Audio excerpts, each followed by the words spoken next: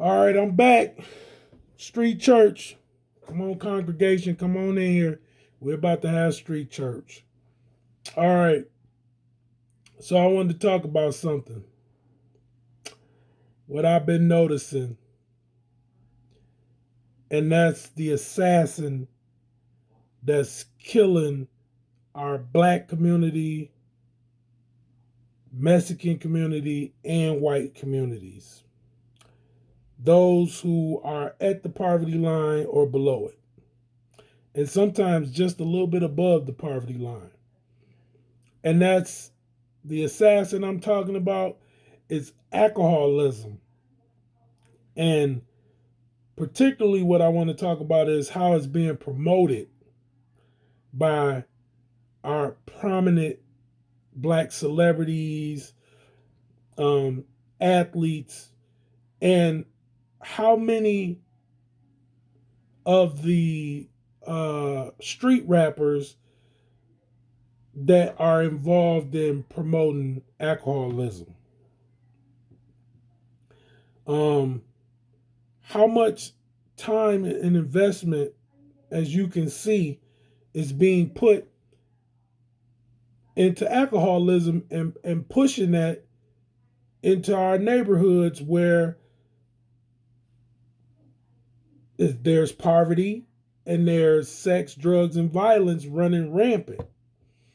And this alcoholism is being pushed through rap music at a very high level. Like I've never seen it being pushed. And they're making partners and owners out of these street rappers that rap about the streets, like E40 and Jeezy and Ludacris and Drink Champs. Look at Drink Champs sponsors.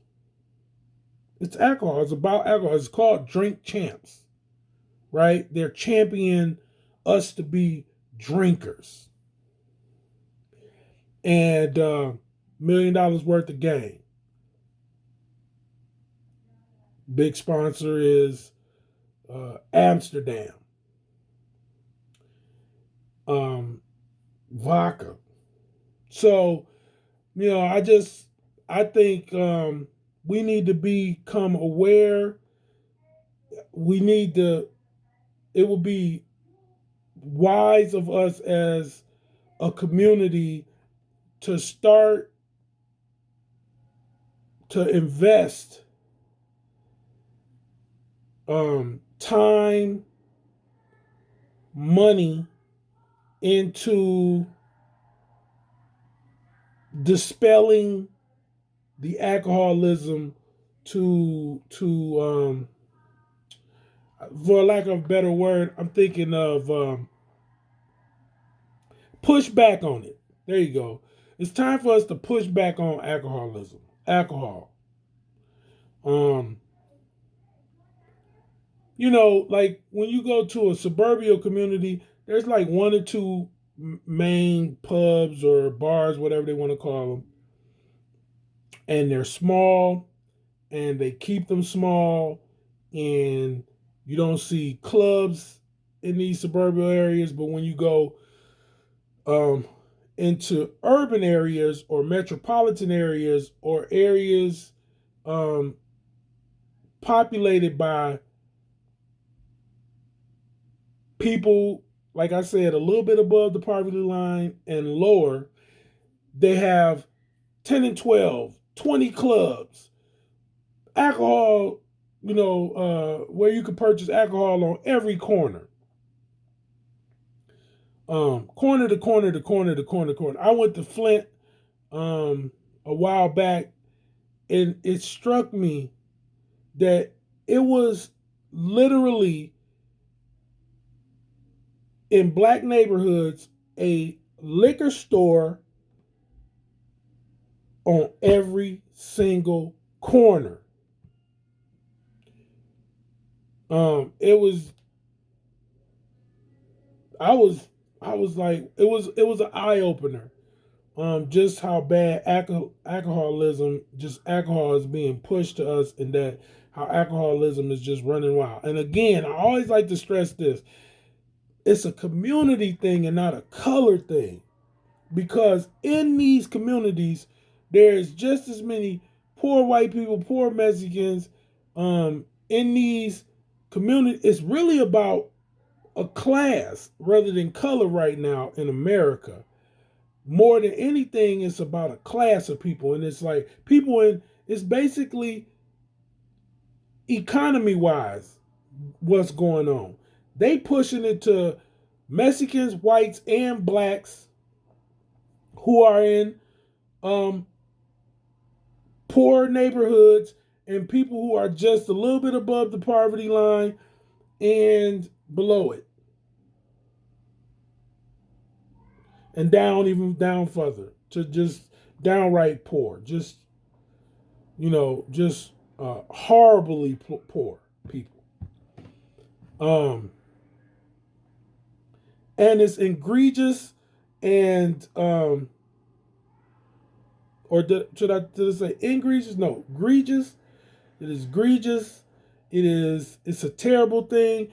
It is running rampant to where I almost want to say that it's an epidemic. The push for alcohol in these communities, in our communities, uh, is terrible, and it's an epidemic, and it's alcoholism. Yeah, it's alcoholism, and it is being pushed, and it is being promoted, and nobody is, like saying anything about it or pushing back against it. So me at Street Church here, hey, Reverend Street Church, we going to the congregation, we got to talk about it. We got to figure out what we can do. I don't have much now, but I would love in the future to figure something out to push back against alcoholism. And if there's anybody that's in a position to do things now, see, alcoholism is doing more damage in the community than anything, even over drugs, because I've watched people with alcoholism problems, homeless people, they will gather together every single day to figure out a way to get alcohol in them, more than drugs. They will panhandle. They will hold up signs near highway exits and on every corner to raise money to get alcohol together. And they will drink all day. Another thing that it does is that it causes the community to be littered with trash and just makes our community an eyesore, because they discard the bottles, they discard their food that they trying to eat before they go have another drink. All this stuff gets just thrown on the ground and discarded right there on the streets. So alcoholism is, and there's probably some other things that directly or indirectly we're affected by in the community that I'm not thinking of right now, um, because of alcohol. You know, um, domestic violence for sure. There go one because of alcohol. Um, and the Bible um, speaks on the consumption of alcohol and says in Proverbs, the book of Proverbs, that it's not wise. Um, Drunkenness and being a drunkard, the actions of a drunkard are sinful. Um, and in most cases, and I'm just telling you from experience of being a drinker and being raised by a drinker, my uncle, my Aunt Lou's first husband was an alcoholic. It's violence and dysfunction from alcoholics. They bring that to the table in most homes. And like I said, domestic violence. So alcohol is the assassin that's taken a lot of us out in the community. Um, and even for young people in college, listen, look how that's celebrated and that's not frowned upon for 18-year-olds, because most kids start at 18-year-olds when they go to college. They don't even frown upon it or stop them from drinking. That's underage drinking, because you have to be 21. But you know that they're not, they do these things like they trick people into thinking they care and that they're doing something to deter it, but they're not. Because I remember when I was younger, going into bars and stuff, they used to have a stamp that would say you were underage, you can't drink. I don't know if they still doing it in bars now. I've been to some bars recently. They don't even stamp you no more. You can go into a bar, walk in without being ID'd on, like, say, a Thursday, which they call Thirsty Thursday, and obtain some alcohol, and you're going to be underage because nobody carded them and marked them to say that they were underage. And I've seen that time and time again. And I know a lot of those young people are not of age. I mean, it's obvious. Anyway, but my main point is the colleges don't shun it. They don't frown upon it. They let this continue. Underage drinking, underage drinking, underage drinking. So how is alcoholism not on our governments, local, state, even on the federal level? Why isn't alcohol an issue with them? Drinking and driving is wrong. There's a lot of accidents from underage people. So alcoholism is a problem. But the topic that I'm more on in this video is the alcoholism and the way it's being promoted by celebrities, street rappers, gangster rappers, drill rappers, whatever you want to call them. How they're partnering with the alcohol industry, and how they're becoming conglomerates in something that is become, and like I said, YouTube is promoting it really tough. Not YouTube itself, but the people who are on YouTube use it as a platform are being allowed to promote alcohol.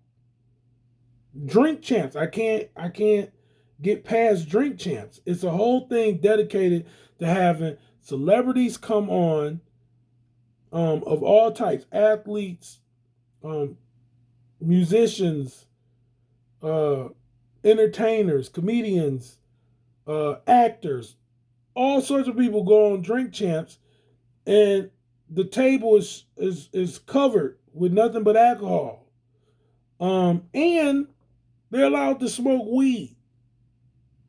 So there's just this combination that's detrimental in the neighborhoods. Okay, this weed and alcohol combination in impoverished communities, terrible effects. Terrible effects from this combination of being smoking weed and drinking alcohol in the communities, right? But here it's being celebrated on Drink Champs, on $1 million worth of game, big facts. I smoke hip hop. Bloggers, YouTubers, everybody is allowed to be sponsored and partner and become owners in alcoholism and weed. So the thing that is most important to me right now is, and what I'm thinking is when all of this stuff is going on, do we really want to make things right in this world for people that it's happened, that it's going bad for? Right? They have no money in this. They're spending money on alcohol, right? So the people that uh this is a detriment to, okay? Okay, things happen, right, in this world that are bad. And all of these people who promote bad things will speak on them and speak out against them. But do they really want to see things change for the better?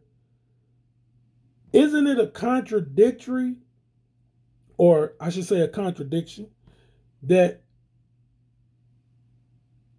they have things that's going on that they are partners with and partake of that is a detriment in poor communities. So you can do a turkey drive over here, but you go back on Drink Champs or $1 million worth of game and smoke weed and drink and perpetuate something that's a detriment to the communities that you just did the turkey drive in. How's that helping? They'll be there to their detriment, needing another turkey next year because they spent all their money on alcohol that you promoted.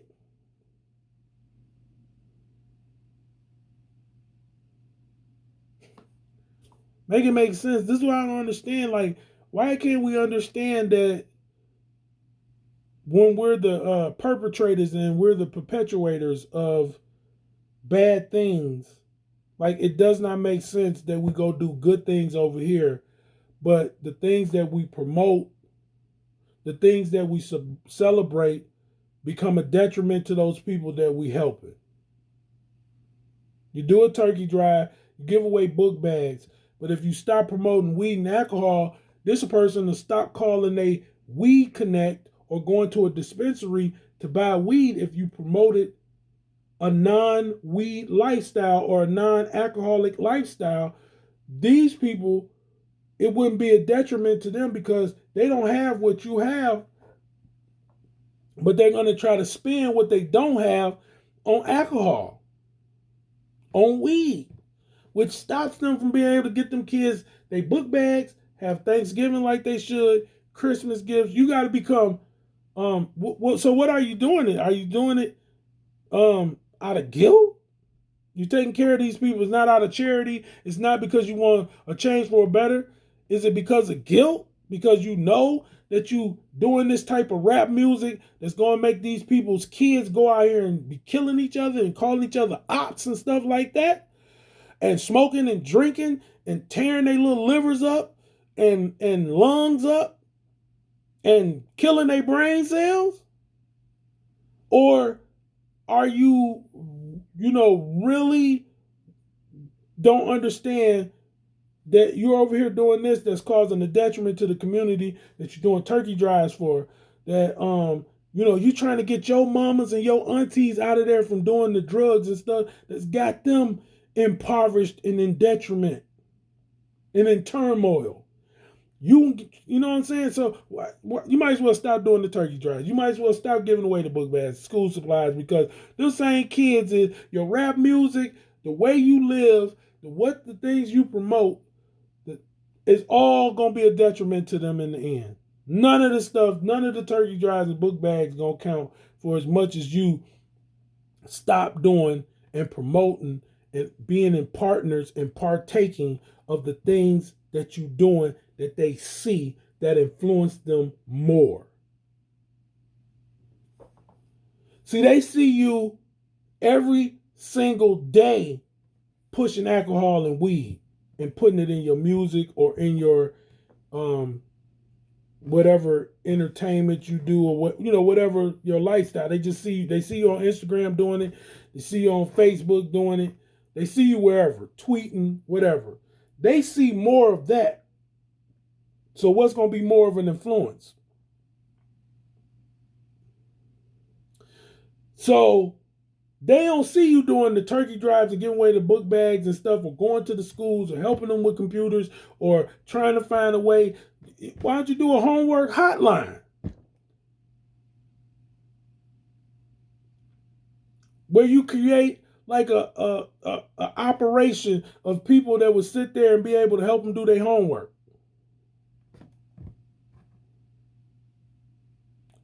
All you got your number for is for booking and features. Why don't you create a homework hotline?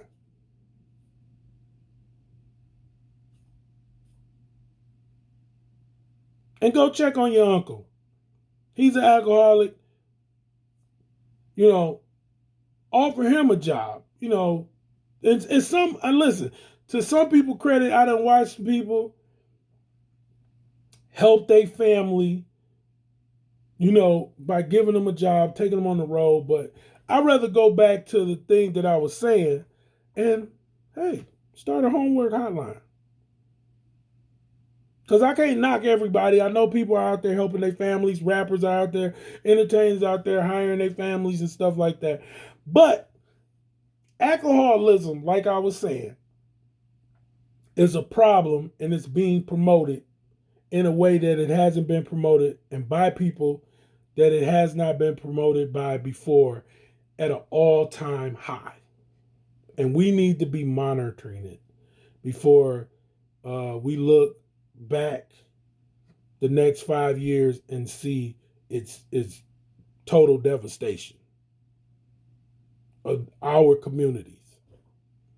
So anyway, this is my second video. You have a street church right now, and I believe in the Lord Jesus Christ to be the Son of the living God.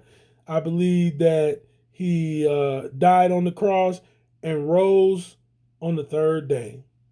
And I believe all glory, all power was given to him.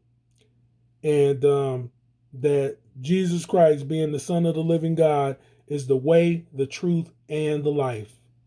And I believe if you receive him into your heart and believe that Jesus Christ is the Son of the living God, you shall be saved. All right, y'all, this is Street Church. I am releasing the congregation out into the world for y'all to go do what you do. And I hope that it is the right thing, the right way, at the right time, with the right people, and for the right reasons. All right, y'all, this is Street Church, and I'm out.